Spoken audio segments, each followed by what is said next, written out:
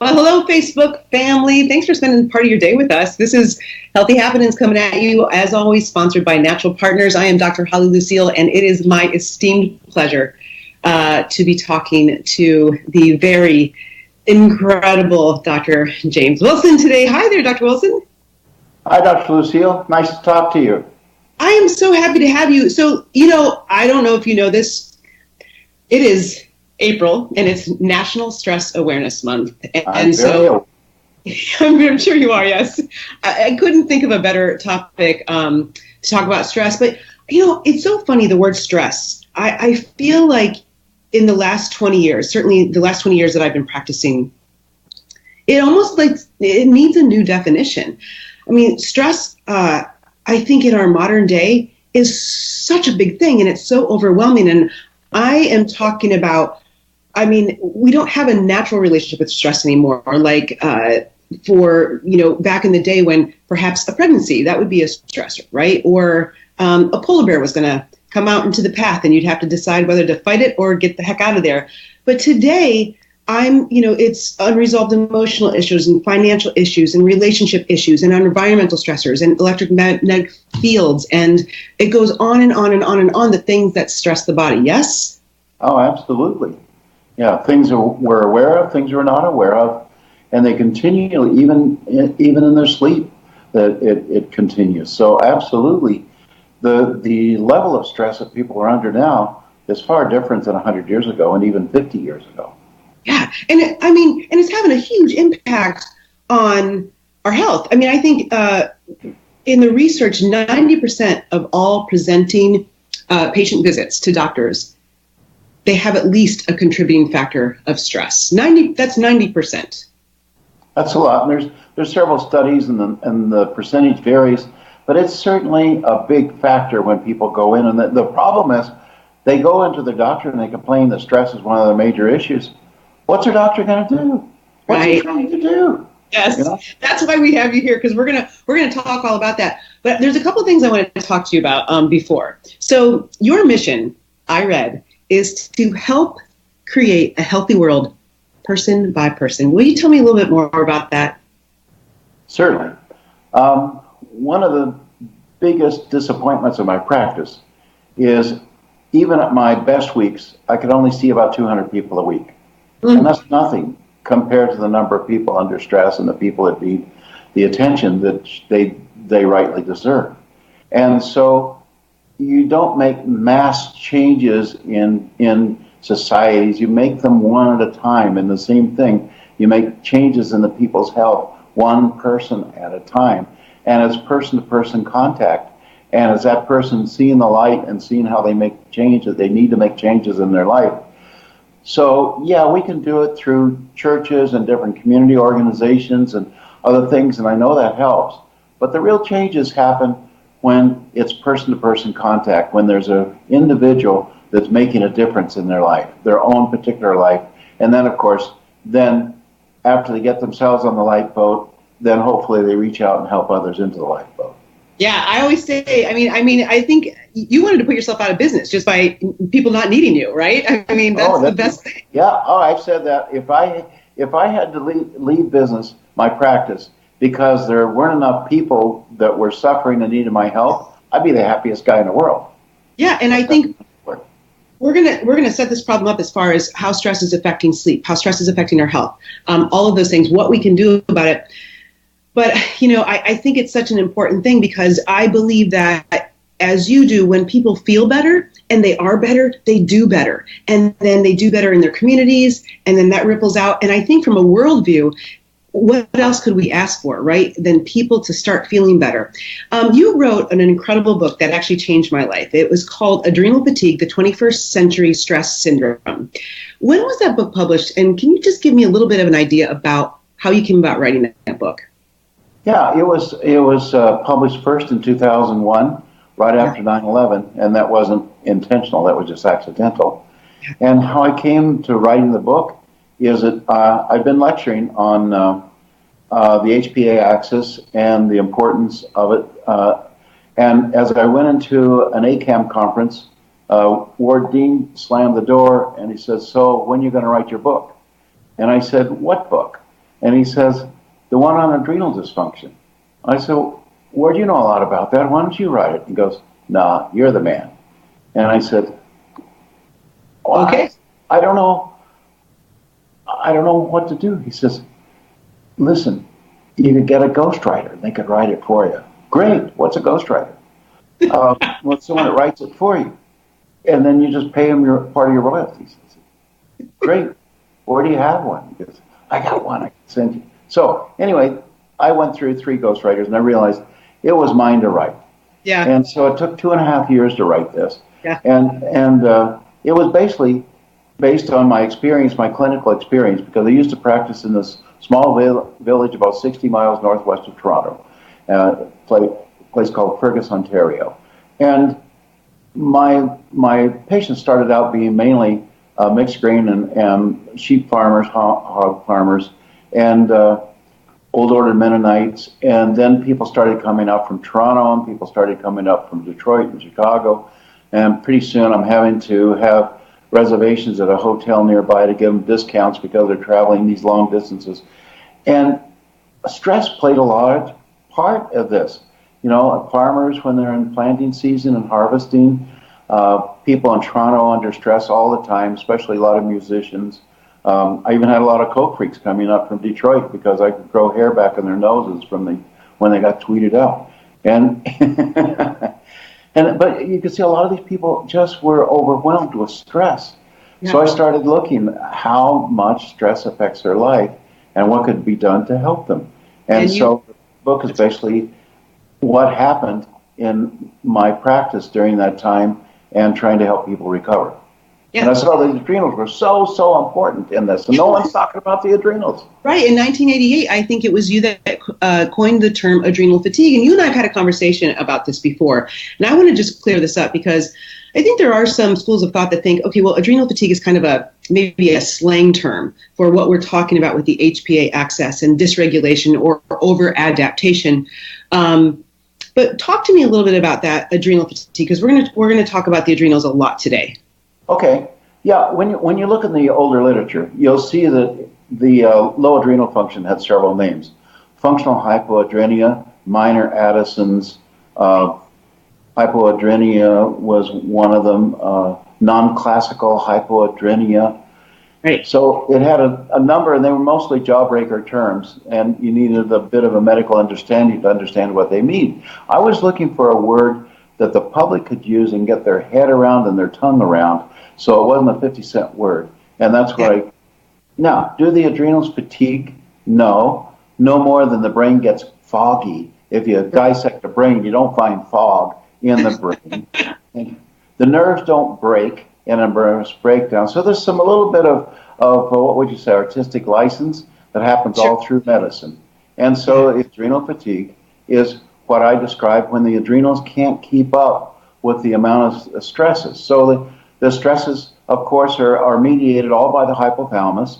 And the hypothalamus then, not only the ones we perceive internally, externally, our physiology, our biochemistry, our attitudes, our beliefs, but also the ones that we aren't aware of, and then it has to anticipate what's going to happen and wraps all that up every 3 to 5 seconds and sends corticotrophic releasing hormone down to the anterior pituitary that then reinterprets that, makes the adrenal corticotrophic hormone, ACTH, sends that down to the cortex of the adrenal, not the medulla, but the cortex, the outside part of the adrenal. And then there's some 50 hormones that respond to that in the 3 different segments of the adrenal gland.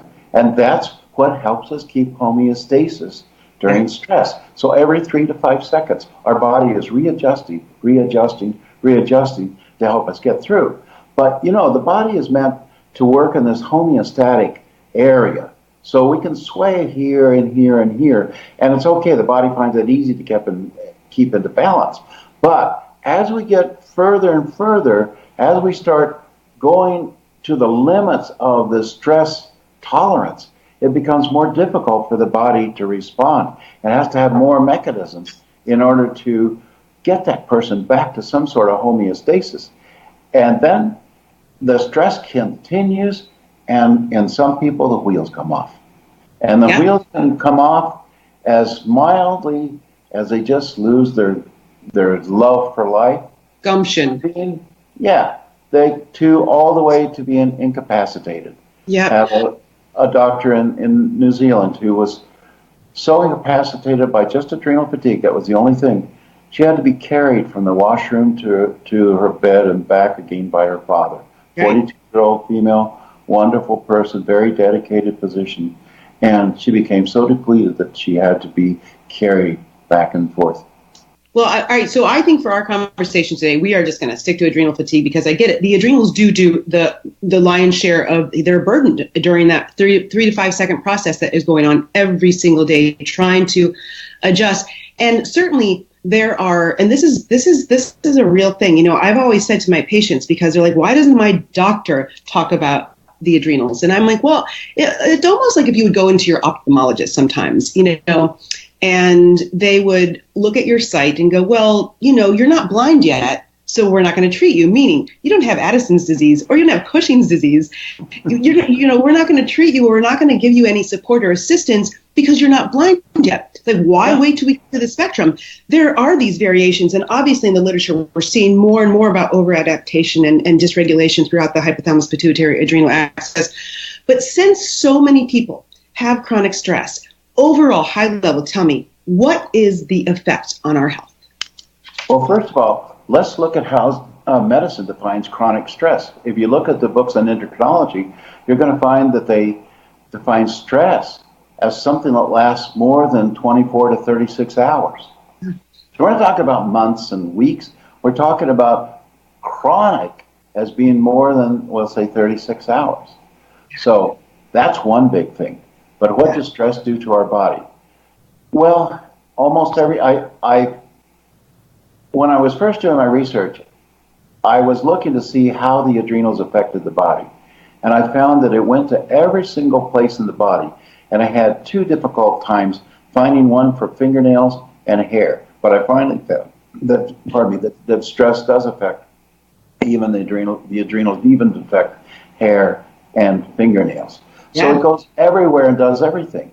And because every part of the body is affected by stress, whether it's talking about not digesting the food as well as you need to having difficulty regulating the blood sugar, to not sleeping well, to having hormonal imbalances, having tightness, whether you can feel it or whether you can't.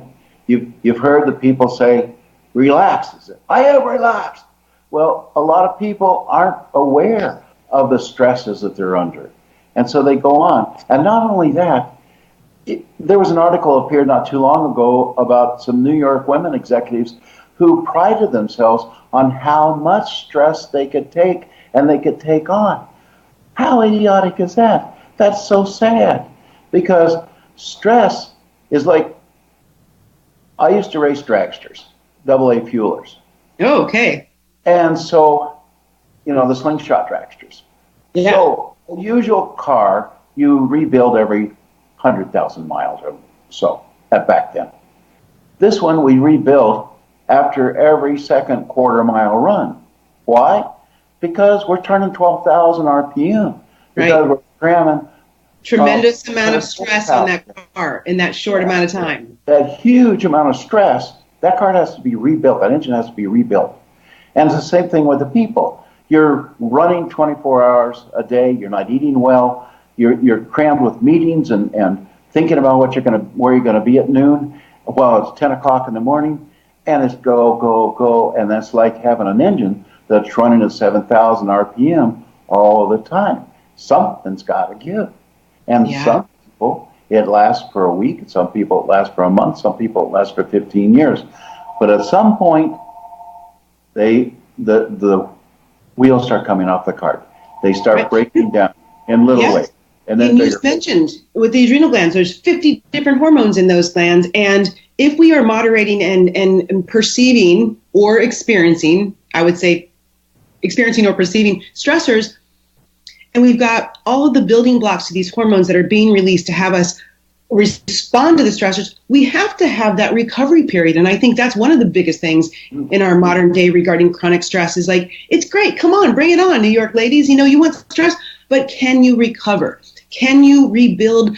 Can you have the building blocks, the vitamins, the nutrients, the amino acids, etc., restored to have those reactions once again happen again if needed? Or are you just stringing them together in this sympathetic do loop? I think that's probably part of it, that we have this lack of recovery. Well, look how people use their free time now. Video games, scary movies. No idea what you're talking about. I'm just kidding. So it's not a walk in the park. It's not a stroll along the river. It's not an afternoon picnic. No. It's even the things they do to supposedly relax and regenerate are stressful for them. Right. So they've adopted a lifestyle and lack perspective enough to where it's very difficult to get out of this. And to get into that parasympathetic. And by the way, folks, I have my phone here because if you have a question for Dr. Wilson or myself, you can type it right into that chat box and it's going to get to me and I'm going to ask it here all live. So keeping going here because tons to talk about. What about stress and sleep? Like we can sleep, right? You know, there's a lot of people like, oh, I'll sleep when I'm dead. But people end up usually going to sleep at the end of the day. But how does chronic stress affect our sleep? Well, there's several ways that chronic stress can affect the sleep. For one thing, muscular tension that's built during the day keeps people from relaxing. Now, without adequate adrenal function, it's difficult to form an alpha wave. And of course, that's the first stage of sleep.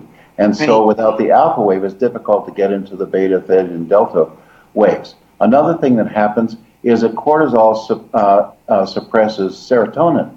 And so if serotonin can't rise, then it's more difficult for them to sleep. If the neurotransmitters are affected, then we have Gaba. And GABA is like the overriding mellower of the neurotransmitters.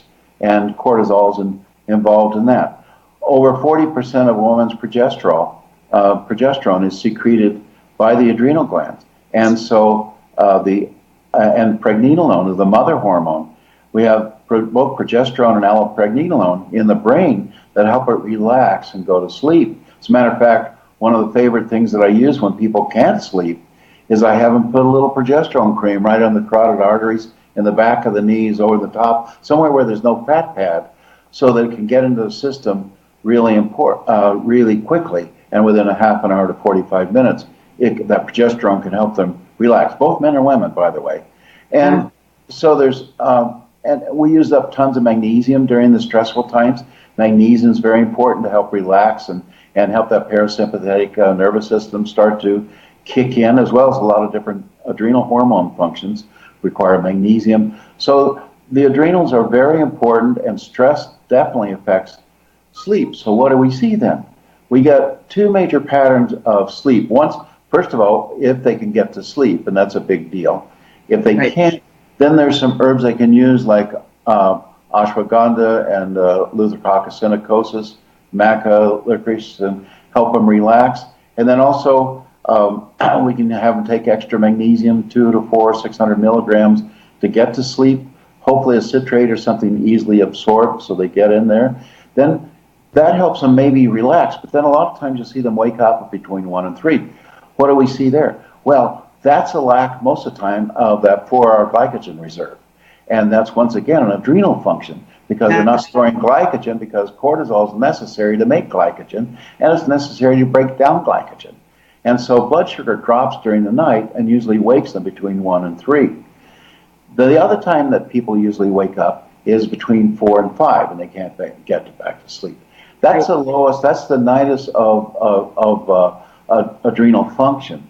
And so when that happens, cortisol is usually lower. When it's lower, then it pulls down all kinds of functions, not just blood sugar, but other things. And so, of course, when they get up, they haven't really slept that well, or even if they gotten 8 or 9 hours sleep, they don't feel rested. And why is that? Well, because the adrenals have more difficult time over the times of stress to respond in the morning like they need to. And the reason you feel nice and cheery and awake and chipper in the morning has largely to do with the amount of cortisol that's being secreted into your system. So this stress mechanism has a tremendous effect on your sleep, and proper cortisol function really is important to that. Yeah, it's so funny. Mostly every year I go up into outback backpacking. So, Mount Hood or Three Sisters, somewhere where I just get away. And I kind of laugh sometimes because I'm like, oh, there's my circadian rhythm. Where has it been for the last 360 days? Because cortisol, although being the major stress hormone released from the adrenals, sets our circadian rhythm, that nice sleep-wake cycle. It allows us to wake up in the morning, says good morning, without an alarm, hello, and then certainly allows us then, has that little sort of diurnal wave variation if you're testing it, to go to sleep at night. However, if there is a degree, whether it's stage 1, stage 2, stage 3, cortisol can be cattywampus, and it can actually be contributing to major sleep issues. And I love what you said about, hey, there's a couple different, situations. Wired but tired, and I think you probably introduced people to that concept in your book, because they're exhausted physically, but the brain, right, can't downregulate. And so, or, so tired, forget about it, I'm going to sleep, fall asleep on the couch before I even make it upstairs to bed, but wake up in the middle of the night. So that nice rhythm that we have, that sleep-wake cycle, is completely thrown off because of chronic stress. True. Yeah. Yeah. So what are your top, I remember I had it in a notes section of an old phone of mine, and I found it from you someplace, and I wrote it all down because I had to tell you and our viewers this story about myself personally.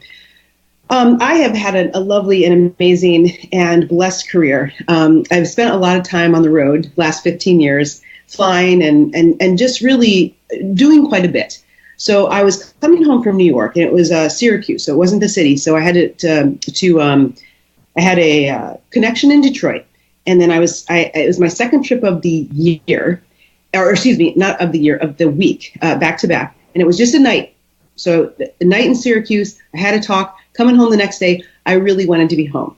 And there were some weather issues that was going to stop me from getting on the flight in Detroit. It was the last flight. You know what? I sat there on the tarmac, and I thought, well, I know that there's a hotel in the Detroit airport. I'll make that. I'll get booked on the next flight. I thought in my mind, I took everything, and I was just like, I can handle this. I can handle this. However, that plane landed, and they told me that I had a rock star's chance in hell if I could make my flight to LA. Now, people don't know I'm a rock star.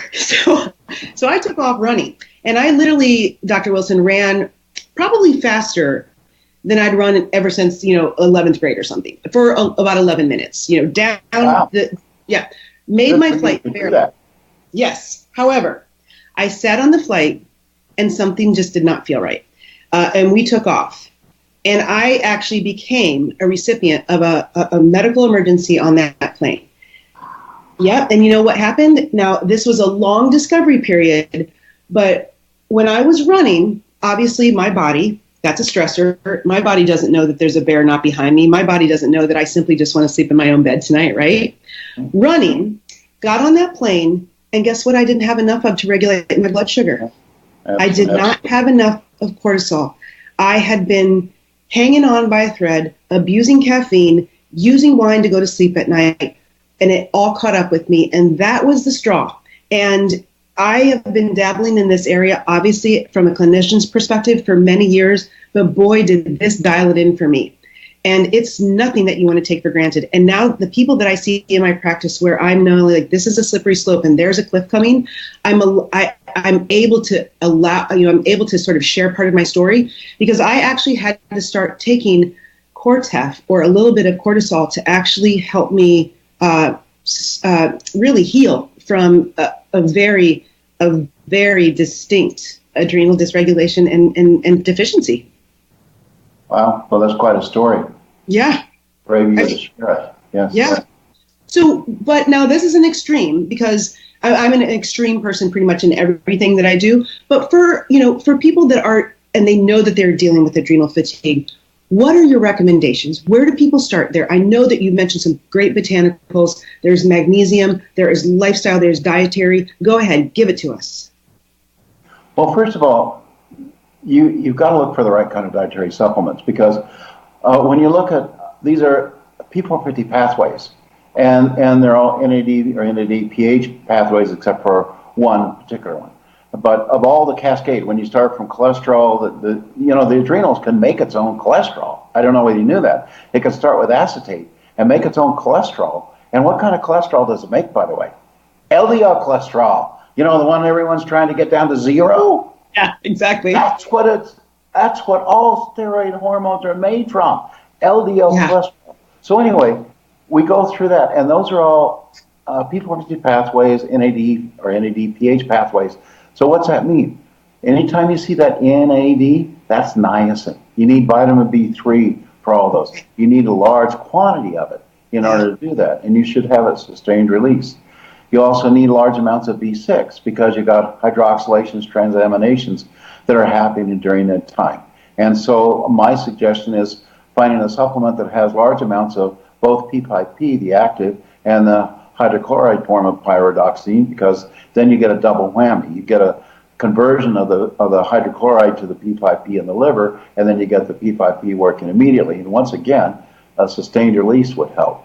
Pantothenic acid begins the Krebs cycle, and so we need a lot of pantothenic acid to make the acetyl-CoA to go into the Krebs cycle.